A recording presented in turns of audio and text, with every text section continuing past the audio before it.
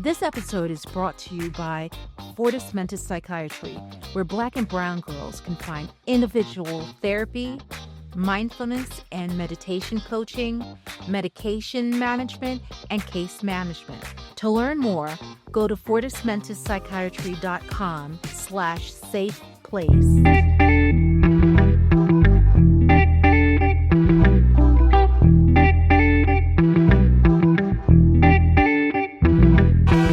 So welcome, Brittany. Thank you for coming to a safe place for brown girls. Tell me about yourself. Yeah, so I'm a licensed clinical social worker here in South Carolina. I serve women in North and South Carolina. I would classify myself as a girl's girl and a Southern lady. I grew up in South Carolina, raised by a single mom. Her strength really set the tone for me and my family. I was surrounded by a lot of family, like my grandparents, great-grandparents, and siblings. And as the oldest, I carried a lot early on, and I've definitely learned some life lessons that have made my therapy practice impactful, I believe. And I'm looking forward to our conversation today. Oh, wow. Thank you. And thank you so much for coming. So, Brittany, tell me more about your personal journey growing up in the South. Yeah, as I mentioned, I grew up in South Carolina, and growing up in the South taught me a lot. Like the beauty of community and tradition, but it also taught me that sometimes silence gets mistaken for strength. I saw a lot of resilience and resourcefulness, but I also saw what it looked like to struggle with things like money, relationships, and stability. When it comes to trauma, to me, trauma is any wound that changes the way you see yourself, other people, or the world. And generational trauma is when those wounds get passed down. It's often without us even realizing it. So looking forward to delving into that topic. So, Brittany, can you define generational trauma for us? Sure. So generational trauma is the unspoken rules, habits, and emotions that get passed down from generation to generation. But I think it's important to note that it's not necessarily by conscious choice, right? So some examples might be maybe you were taught to push through no matter what, or to keep certain things in the family. Like, we don't talk about these things outside of the house type of thing. Sometimes it's just, a parent who never says, I'm proud of you, because no one ever said it to them. Sometimes it's avoiding hard conversations because your family believes, again, we just don't talk about certain things. But it can show up as, how you handle money, how you respond to conflict, and your own parenting styles. And it can be based on what you saw growing up, not always on intentional decision making. Okay. And how does someone heal from that? So I think the first thing to consider is, what happens if you don't? What happens if you don't deal with it? And I'm a big believer that if you don't face it, you will repeat it, right? So what I see in my own life or my clients' lives is that some of those same relationship struggles, again, parenting styles and self-worth battles, will just consistently keep showing up, the negatives, right? And when you silence those things, it just makes it harder to notice and harder to change. So if you're a parent, your kids end up carrying what you don't deal with. And I believe this about a lot of things, right? If you don't address it, it just doesn't disappear. It will find another way to show up. But the good news is when you do the work and, when you're talking about healing, you stop the pattern right where it is. And that shift is truly powerful because it changes everything moving forward. So I do, have some steps for consideration for like how you would stop them or begin the healing process, I would say. Oh, absolutely. So go ahead, share us the steps. Yeah. I think the first thing is to get honest about the patterns, right? So start by naming what's really going on. Again, I'm a mom, so I'm always going to come back to parenting. One of the things that I used to hear when I was a kid was, do as I say, or not as I do. But with my son, I'm making some conscious decisions about how he communicates with me. So notice the pattern. Notice what didn't seem to work well with you as a kid or when you were growing up. Communication patterns, coping strategies that just don't align with the life that you want. The second step is to set and practice boundaries. And I know people probably get hit over the head when we start talking about boundaries. They feel like they're always getting, beat over the head with that topic, but it's really important. Because it's not just about other people, but also learning to set them for your own empowerment. And that just looks like deciding what you will and won't carry forward.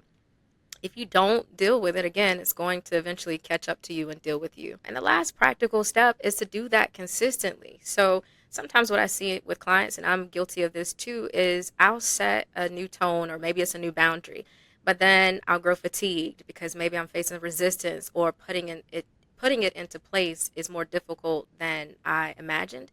But this is something that's not a one-time fix. You have to check in with yourself regularly. You have to course correct and make sure that when you step into old habits, you kind of challenge yourself on that. Those would be some of the considerations.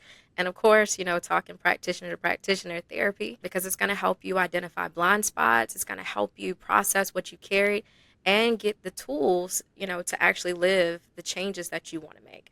And so if you make it simple but consistent, change is possible and it's more likely to stick over time. So, Brittany, how does the impact of generational trauma show itself in the day to day life? Yeah. So some examples that I might be able to share are, I work with clients who work in environments where they're actively asked to use their voice to express their opinions, but maybe they grew up in an environment where their voice wasn't valued or their opinions weren't able to be shared. And so it's a conscious rewiring, right? And again, I mentioned therapy earlier as one of those tools that we can use to help a person open up and recognize some maladaptive patterns that can be relationally related, I should say, to generational trauma. So that's an example of how you might see it in everyday life. With, the next generation, let's say you're a parent and you're noticing some of those same trends, it's easier to see when our kids feel subdued, right? Because many of us are tuned into their feelings and less likely to be open with our own. And so if you're recognizing that in your kid, it's important to potentially take a pause and say, well, where did they learn it from? And now you've opened up another opportunity for you to explore not only where they've learned it, but where you've learned it and potentially modeled it. So, are you saying that you see a difference in generations, how the generations process the information? For sure. I think, once you identify the patterns and you decide that there are some, again, unhelpful patterns or maladaptive behaviors that you don't want to see continued, and you start to do that work, there again, you can start it individually, but certainly having a supportive community can be beneficial as well. And yes, it's a ripple effect. You begin your healing process, and then, essentially you can influence the next generation even as a parent, even with young kids or teens. Like, it's never too late to start the work. So, Brittany, if a viewer is recognizing signs of dysfunction within herself, how can you help her process and heal? So the first thing would be to consider, creating a safe space, whether that be through formal therapy, whether that be through a community of individuals that you trust, to really, have an open and honest conversation and be transparent about what patterns you're noticing, right? And again, the work will typically start individually. Maybe it has, been pointed out by other people. Unfortunately, sometimes when we think about dysfunction and chaos, it tends to spill out, right? It's not just all internalized. And so maybe there were some patterns called out at work. Maybe if you're a parent, your kids are shutting down or you're noticing some things with them that can be a result of your behaviors with them. Or maybe it is someone that you're friends with who has, challenged you to think about how you're showing up. So define what your safe space is. Typically, it's going to be a group or even just one additional individual outside of yourself who you trust, whom you can be open and honest with. And then once you've defined that safe space, consider what about your behaviors feels dysfunctional and what changes you would like to see. If you feel that you have some of the resources and strategies and in your hands to start that work, great.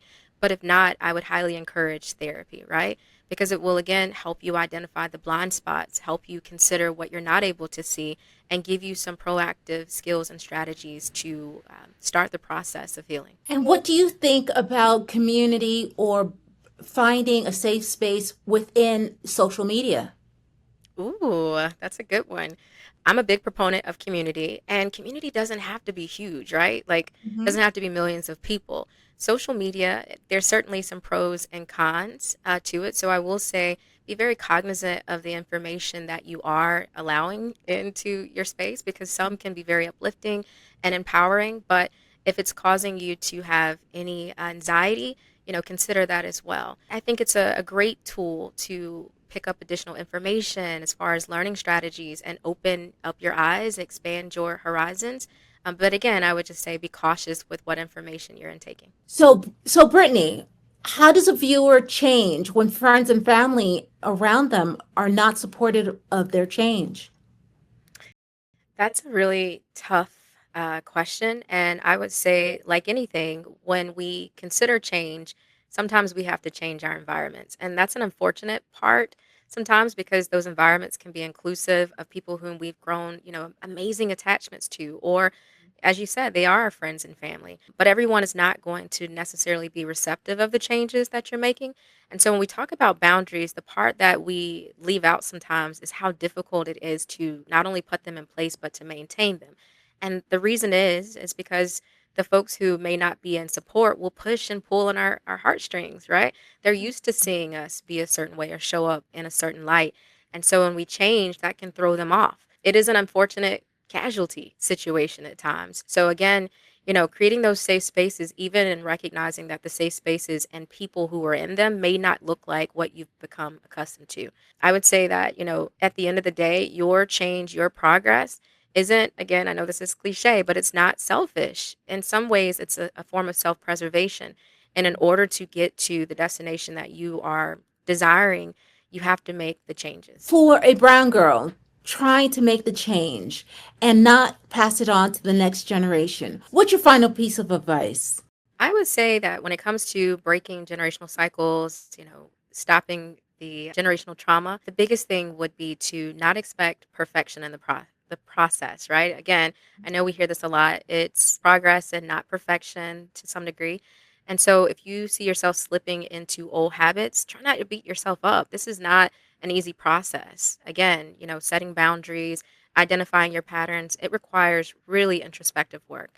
And so find your safe space, find your community. Don't beat yourself up. Give yourself grace in recognizing that this isn't something that is going to happen overnight, but make sure that you appreciate the progress that you do make. For those brown girls listening, what's the best way to get in contact with you? Yeah, so my private practice is called the Maternal Healing Haven. You can find me on Instagram, certainly on the web, and that would probably be the best way. Awesome. Thank you so much, Brittany.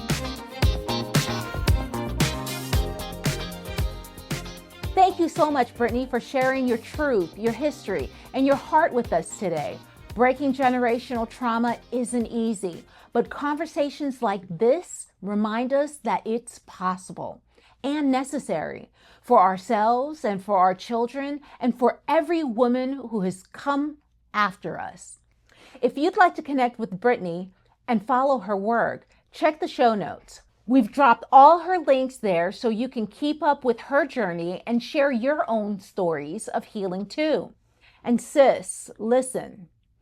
If this episode stirred something in you, if you're starting to recognize patterns that don't belong to you and you're ready to stop repeating pain and start creating peace, I want to walk with you through it. You can book a session with me at fortismentespsychiatry.com/help and we'll walk through your healing together. Follow us on Instagram and TikTok at Fortis Mentis Psychiatry. Connect with me personally at Dr. Kathleen Jude Estime, psychiatric nurse practitioner, on LinkedIn. And subscribe to this channel on YouTube and wherever you listen to podcasts. Until next time, this is your safe place, and you're always welcome here. This episode was brought to you by Fortis Mentis Psychiatry, where Black and brown girls can find individual therapy, mindfulness and meditation coaching, medication management, and case management.